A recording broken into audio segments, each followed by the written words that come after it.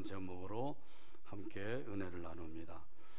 오랫동안 중국에서 선교한 헨리 프로스트 선교사가 있었습니다. 이 선교사의 일기장에는 이런 글귀가 적혀 있었습니다. 집으로부터 슬픈 소식을 전해 들은 후 깊은 어둠의 그림자가 내 영혼을 덮어버렸다. 기도를 하여도 그 어두움이 사라지지 않았다. 혼자 견뎌보려고 애를 써보았지만 어두움이 점점 깊어만 갈 뿐이었다. 그러던 중 내륙에 있는 선교본부에 들르게 되었다. 그 선교본부 벽에 쓰여져 있는 글을 보게 되었다. 감사를 연습하십시오. 감사를 연습하십시오. 나는 그대로 해보았다. 감사합니다. 감사합니다. 감사합니다. 하나님 감사합니다. 그러자 곧 어둠의 그림자가 모두 다 사라져 버렸다. 그리고 다시는 나에게 되돌아오지 않았다. 그렇다. 시편 기자의 말이 옳다. 하나님께 감사함이 좋음이니이다. 이 감사하는 것을 연습하게 되기를 바랍니다. 이 감사의 훈련을 잘 쌓는 것, 우리 믿음 생활에 참으로 중요한 것이죠. 그동안 불평하는 것이 습관이 되어서 감사보다는 불평이 앞섰던 사람들은 특별히 이 감사하는 연습을 더 많이 해야 될 줄로 믿습니다. 그래서 마음속에서 불평이 솟아오를 때, 그때 우리는 절제의 은사를 사용해서 억제하고 말씀에 순종하여 감사를 드리며 살아야 될 줄로 믿습니다. 오늘 본문에 보게 되면 여호와께 감사하라 이렇게 말씀하셨어요. 자, 그러면 여호와 하나님은 어떤 분이시길래 여호와께 감사하라고 하셨는지 오늘 본문 말씀 함께 살펴보며 은혜 나눕니다. 첫 번째 같이 한번 따라서 합니다. 인자하신 하나님. 오늘 본문 1절 말씀이에요. 1절 같이 읽겠습니다. 여호와께 감사하라. 그는 선하시며 그 인자하심이 영원함이로다. 아멘. 이 말씀은 고대 이스라엘에서 예식을 거행할 때 낭송하던 송영구입니다. 인도자가 여호와께 감사하라 이렇게 낭송을 하게 되면 회중이 화답을 합니다. 그는 선하시며 그 인자하심이 영원함이로다. 왜냐하면 하나님은 선하시고 하나님의 인자하심은 영원하기 때문입니다. 이렇게 화답을 하는 거예요. 우리가 여호와 하나님께 감사할 것은 우리 하나님은 선하신 분이기 때문인 줄로 믿습니다. 선하신 하나님이 심기 때문에 하나님께서 창조하신 모든 것들도 선하신 거예요. 첫째 날 빛을 창조하시고 뭐라고 말씀하셨어요? 보시기에 좋았더라. 내가 보니 참으로 좋다. 내가 보니 참으로 선하다. 내가 보니 참으로 아름답다. 이렇게 말씀하신 거죠. 자, 그런데 하나님이 지으신 그 들짐승 중에는 뱀이 있었는데 그 뱀은 간교하다고 말씀을 하고 있어요. 자, 그러면 하나님이 뱀을 간교하게 만드셨다고 하면 악하게 만드셨다고 하는 것이 아니냐, 이렇게 의문을 가질 수가 있는 거죠. 여기 간교하다고 하는 말은 이 뱀의 간사한 성격을 나타내기 위한 표현이에요. 그래서 여기 이 간교하다고 하는 말은 본래 영리하다, 영특하다 그런 뜻입니다. 그런데 이 영리함이 사탄의 손에 붙잡혀 쓰임을 받게 되니까 간교함으로 나타나게 된 것이에요. 이 영리함을 하나님의 뜻대로 사용해야만 그것이 지혜가 되고 하나님께 영광이 되는데, 사탄에게 붙잡혀 쓰임 받게 되면 간교함, 교활함으로 나타나게 되는 것입니다. 우리 하나님께서 지으신 모든 것들이 선하다고 하는 사실을 믿으시길 바랍니다. 우리 하나님이 선하시기 때문에 거기서 나오는 것들은 선할 수밖에 없는 거예요. 또한 하나님이 선하심으로 하나님의 다스림도 선하신 것이죠. 만약에 하나님이 악하신 분이라고 하면 하나님께서 행하시는 모든 일들이 악할 것이에요. 마치 폭군과 같이 되어서 폭정을 행할 수밖에 없을 거란 말이죠. 조선시대에 폭군하면 누가 생각이 나나요? 연산군이 생각이 나죠. 이 연산군의 폭정에 대해서는 나중에 노왕민 집사님에게 자세하게 물어보시길 바랍니다. 워낙 역사를 잘 아시니까. 자, 그런데 우리 하나님은 성군이셔요. 성군이시기 때문에 항상 선을 행하시고 선정을 베풀어 주신다는 사실이에요. 자, 그래서 모든 사람들이 행복하게 살도록 도와주시고 역사하시는 줄로 믿습니다. 그래서 하나님이 창조하신 그 모든 과정을 보아도 잘 알 수가 있어요.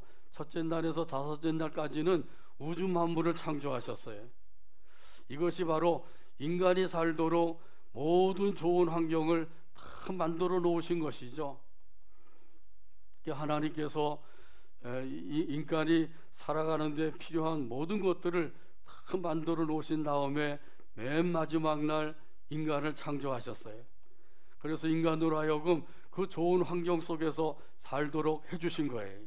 저와 여러분이 태어나서 지금까지 하나님께서 창조하신 모든 것들을 다 누리면서 살아오게 된 줄로 믿습니다. 하나님께서 만드신 것 중에 하나라도 없으면 우리는 살 수가 없어요. 땅이 없으면 어떻게 살겠어요? 공중을 날아다니며 살 건가요? 태양이 없으면 태양의 그 빛과 열을 받아서 살아야 되는데 어떻게 살겠냐 말이죠. 공기가 없으면 호흡을 할 수가 없죠. 물이 없으면 마실 것이 없고요. 오곡백과가 없었다고 하면 무엇을 먹고 살겠냐 말이죠. 하나님께서 이 모든 것을 첫째 날에서 다섯째 날까지 다 창조하시고, 그리고 맨 마지막에 인간을 창조하셔서 이 모든 것들을 거저 누리면서 살게 해주신 거예요. 이것이 바로 창조의 은혜인 줄로 믿습니다. 이 창조의 은혜를 지금까지 우리가 거저 누리며 살아왔다, 이것만 생각을 해도 하나님 앞에 아침부터 저녁까지 감사를 드려도 부족한 것이죠. 인간을 창조하시고 가장 먼저 하신 일이 무엇이라고요? 복을 주신 일이라고 그랬어요. 생육하고 번성하는 복, 땅에 충만한 복, 땅을 정복하는 복, 모든 생물을 다스리는 복, 매우 큰 복을 우리에게 주셨어요. 자, 이렇게 하나님께서는 선하신 하나님이시기 때문에 하나님께서 창조하신 모든 것들이 선하고 그 모든 것들을 우리에게 거저 누리며 살게 하신 것, 이거 한 가지만이라도 우리가 기억하면서 우리 하나님 앞에 감사와 찬송을 드리며 살아갈 줄로 믿습니다. 또한 우리 하나님은 인자하신 분이라고 말씀하셨어요. 여기 인자하신 분이라는 것은 사랑의 하나님이라는 것이죠. 이 사랑의 하나님께 감사와 찬송을 드리며 살게 되기를 바랍니다. 이 사랑의 하나님을 어떻게 하면 알 수가 있을까요? 하나님이 나를 사랑하셨다고 하는데 그 사랑을 어떻게 알 수가 있나 하는 것이죠. 요한복음 3장 16절 말씀을 통해서 알 수가 있죠. 3장 16절 다 외우고 계시죠? 같이 한번 외우겠습니다. 하나님이 세상을 이처럼 사랑하사 독생자를 주셨으니 이는 그를 믿는 자마다 멸망하지 않고 영생을 얻게 하려 하심이라. 아멘. 하나님이 세상을 사랑하셨다. 여기 세상에는 저와 여러분도 포함되어 있는 줄로 믿습니다. 그러므로 세상 대신에 나를 넣어서 읽어보면 더욱더 은혜가 되는 거죠. 하나님이 나를 이처럼 사랑하사 독생자를 주셨다.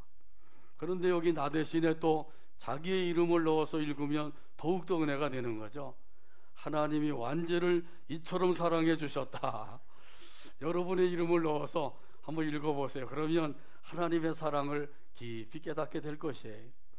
독생성자 예수님을 바라보면 거기서 하나님의 사랑을 느낄 수가 있어요. 그 사랑을 느끼는 사람들은 항상 하나님의 사랑에 감사하고 찬송하며 살게 되는 것이죠. 요한일서 4장 9절에 보게 되면 하나님의 사랑에 대해서 말씀하셔요. 같이 한번 따라서 하시죠. 하나님의 사랑이 우리에게 이같이 나타난 바 되었으니 하나님이 자기의 독생자를 세상에 보내심은 그로 말미암아 우리를 살리려 하심이라. 아멘. 하나님이 독생성자 예수님을 세상에 보내신 목적이 무엇이라고요? 저와 여러분을 살려주시려고. 내가 언제 죽었나 나를 살려주셨게? 사람은 누구나 죄를 지어요.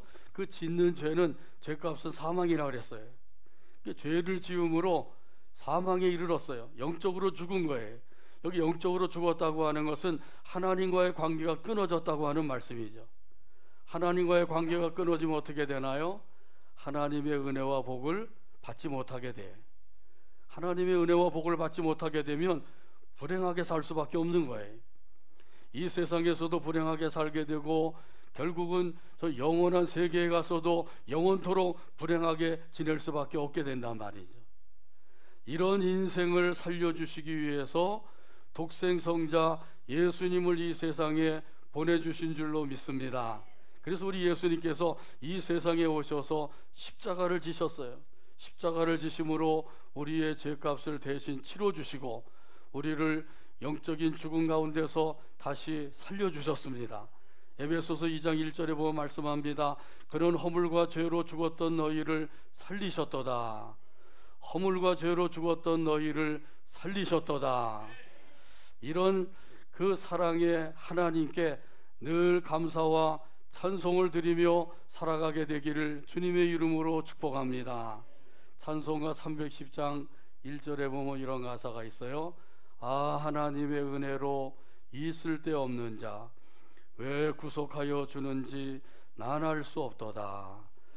310장 1절 가사를 생각하면서 함께 찬양합니다.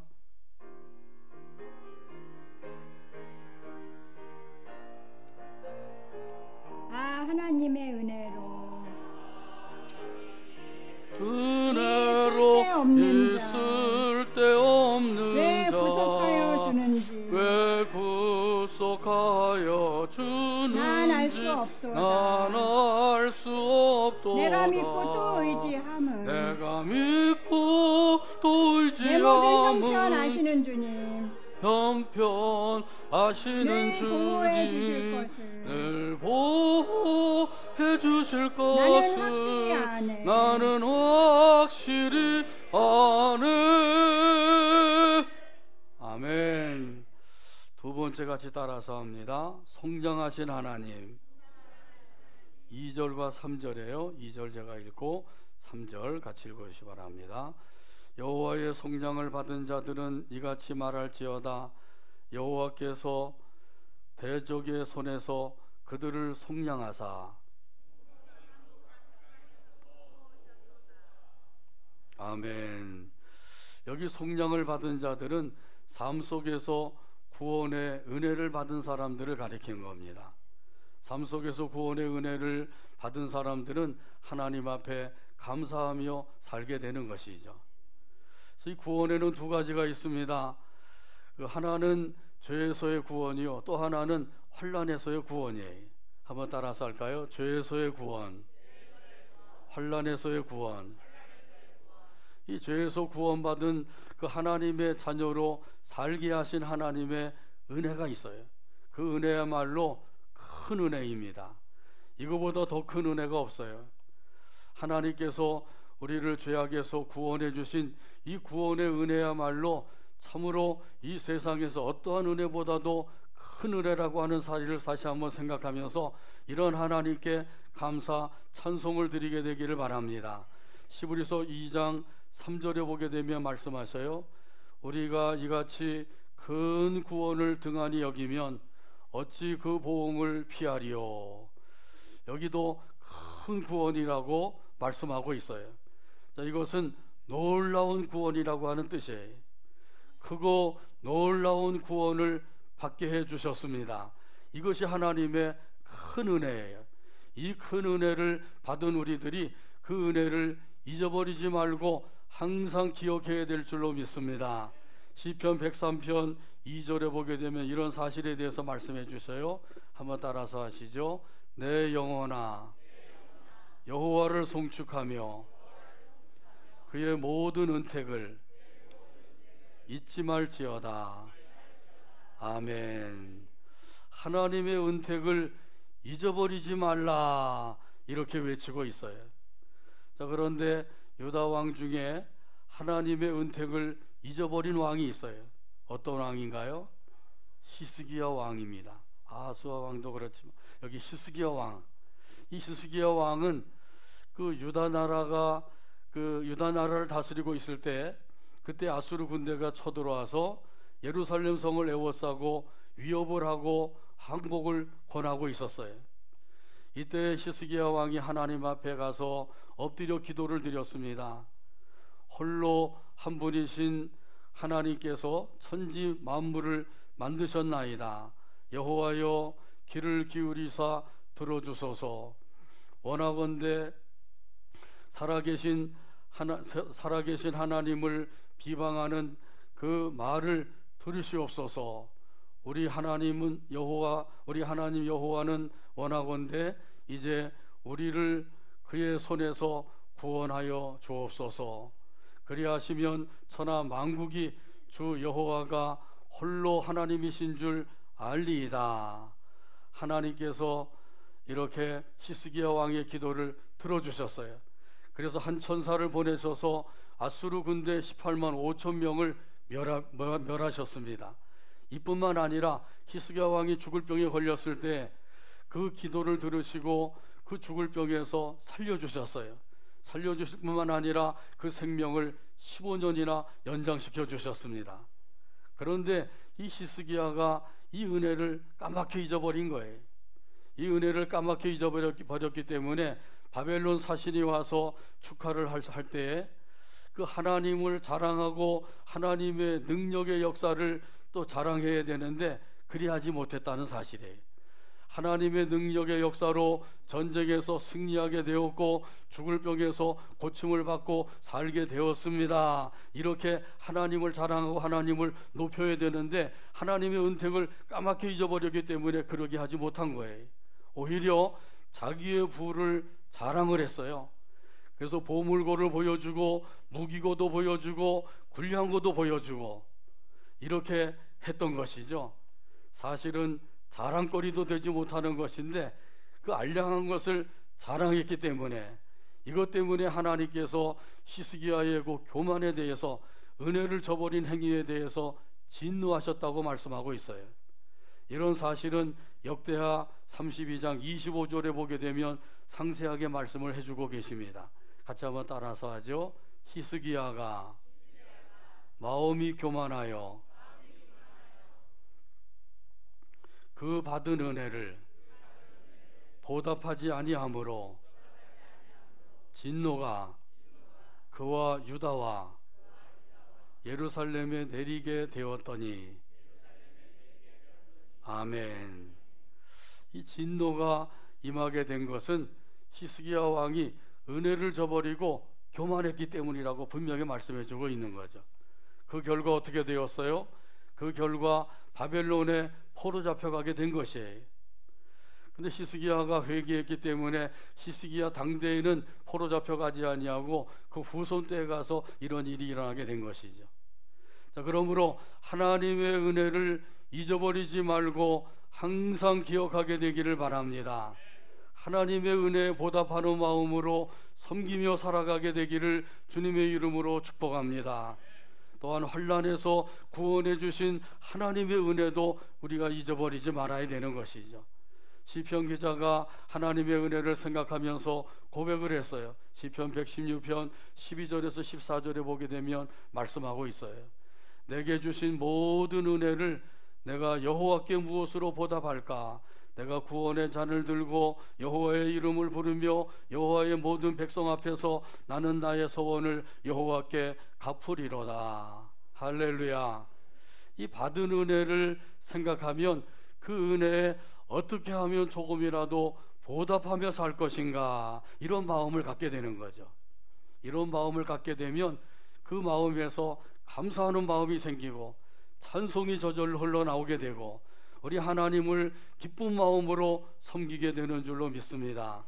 이 말씀을 듣는 시간에는 정신을 차리고 말씀을 잘 받아먹게 되는 것이죠. 하나님의 은혜에 보답하는 마음으로 하나님 앞에 감사 찬송 드리며 살아가게 되기를 주님의 이름으로 축복합니다. 우리 옆 사람에게 말씀해 주세요. 감사하고 찬송하세요. 세 번째 같이 따라서 합니다. 응답해 주신 하나님. 6절과 7절에 있는 말씀이에요. 6절 제가 읽고 7절 같이 읽으시기 바랍니다. 이에 그들이 근심 중에 여호와께 부르짖음에 그들의 고통에서 건지시고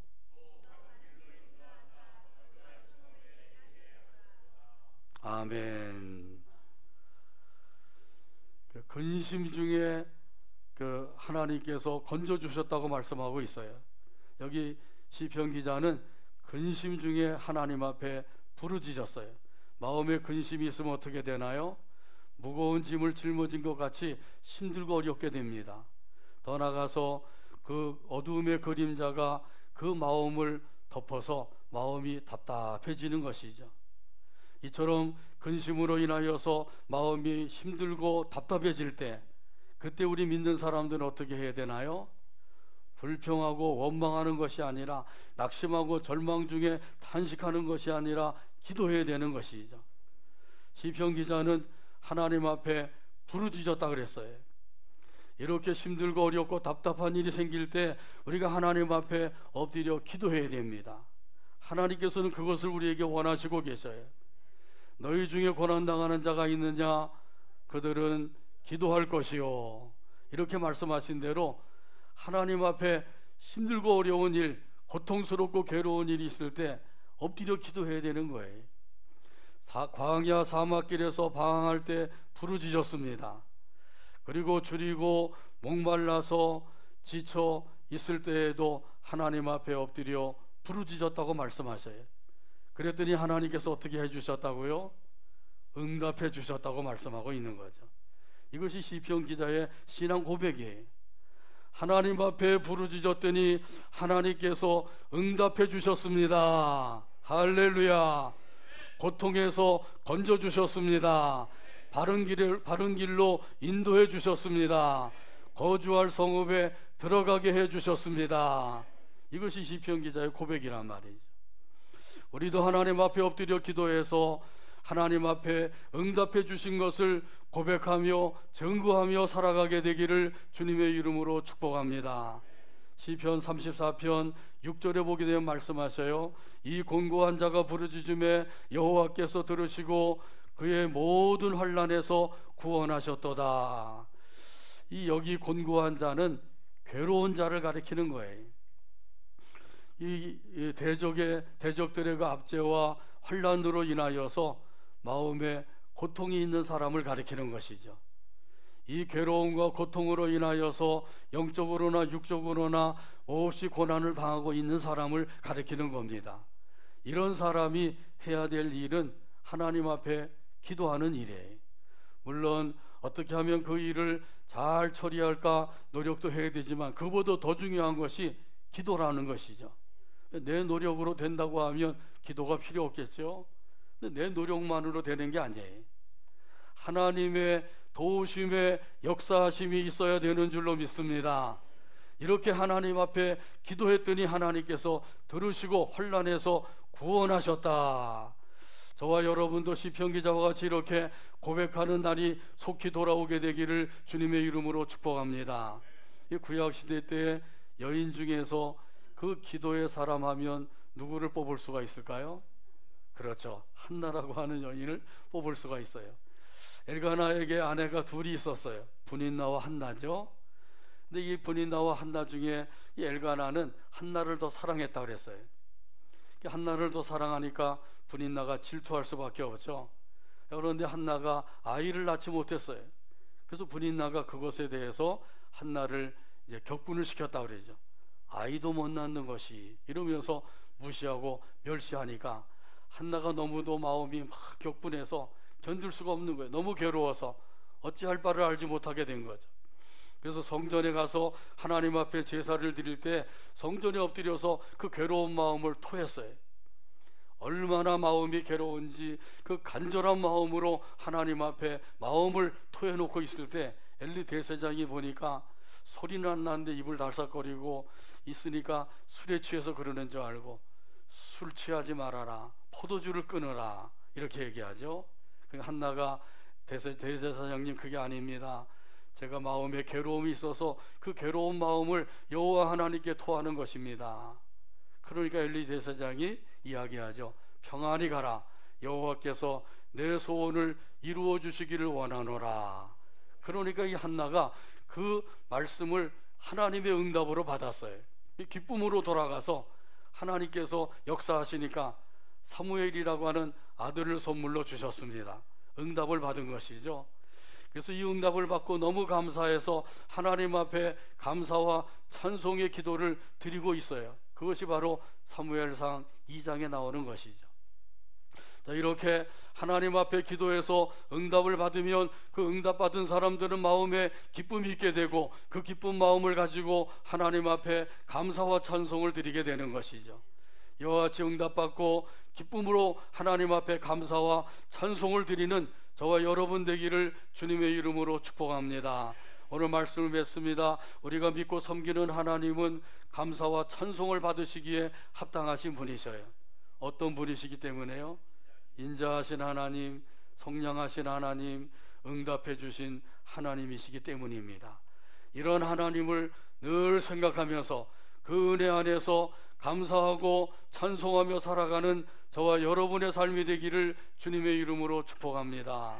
기도합니다. 하나님 아버지,